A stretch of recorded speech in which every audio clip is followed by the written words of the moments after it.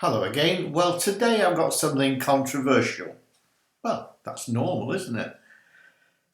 The covering of a denomination or denominational covering. Anglicans, Catholics, Pentecostals, Baptists, all the big divisions in the church.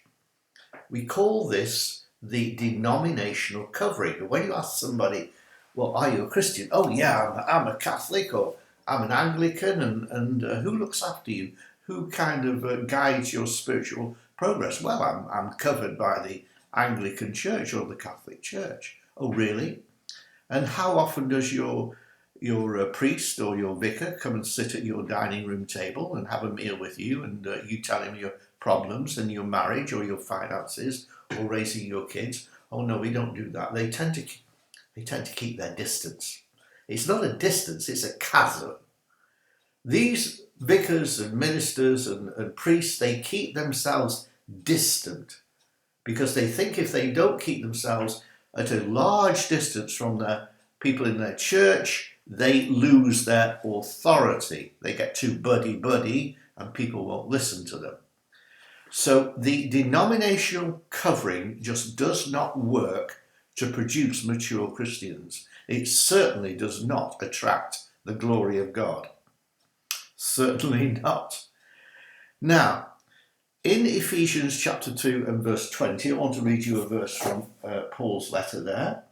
He's talking about the household of God, and this is built upon the foundation of the apostles and the prophets, Jesus Christ being the chief cornerstone. The church, Jesus' church, is supposed to be built, the foundation of it, upon apostles and prophets.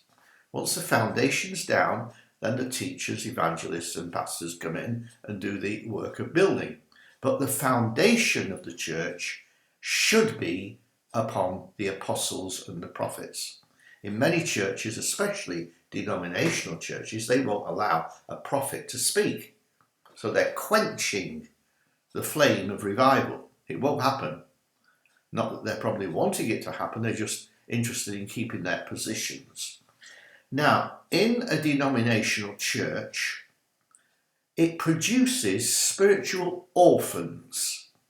Now, why do I say that? Because an orphan is someone who has no father and mother, no spiritual father and mother. I read you a couple of verses of the Apostle Paul saying he was like a spiritual father and a mother. I read that in one of my recent blogs.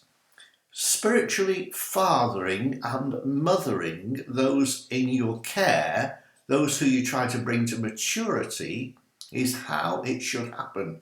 There should be an affectionate bond, a family bond within the churches where correction can take place and advice can take place.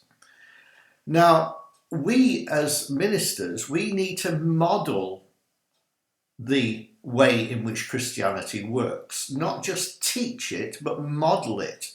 This is how a marriage should work. This is what my wife and I managed to keep the bond of peace, and we're affectionate, we love one another, we're still on honeymoon after 27 years. How do you do that? Well, we explain how we do it and how do you deal with your finances and so on. Are you not in debt? No, I'm not in debt.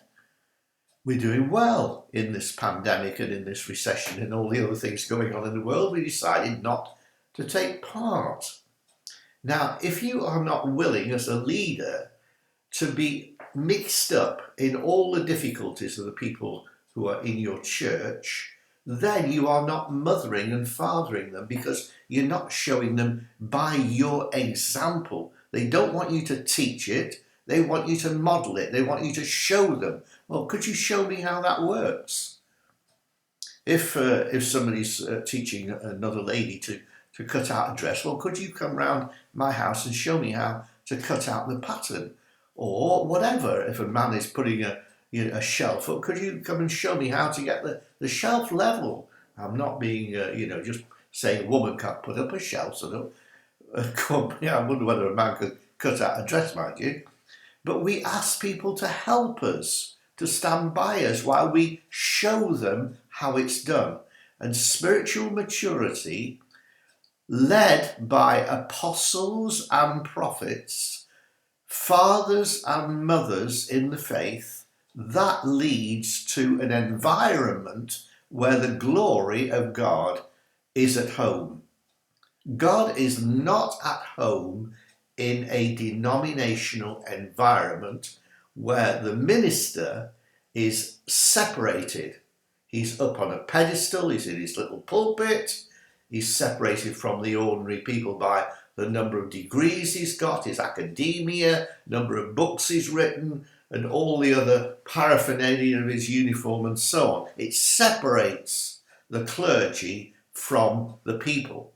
A true situation in a church, an apostolic new wine church, has apostles and prophets mothering and fathering the people under their care. And so apostolic Christianity is the new wine. We've talked about the new wineskin in a previous blog not long ago, but apostolic Christianity is the new wine. If a church pastor or a church vicar or even a priest, you suggest fathering them and helping them with their situation, they don't want to know. And therefore they themselves are orphans. And so you produce who you are. You teach what you know, but you produce who you are. Now, I'm a spiritual father. I believe in apostolic leadership, and I am producing new spiritual fathers to do their job. I'm not producing a society in DHMI or a ministry in DHMI of orphans. It's not my thing. Spiritual orphans live in denominational churches. So it's obsolete. The system is obsolete. I know I will have ruffled your feathers if you're in that particular system, but it doesn't work. You need to find a spiritual father and a spiritual mother who will really help you grow. And that is, you need an apostle to look after you and a prophet to speak into your life. Amen?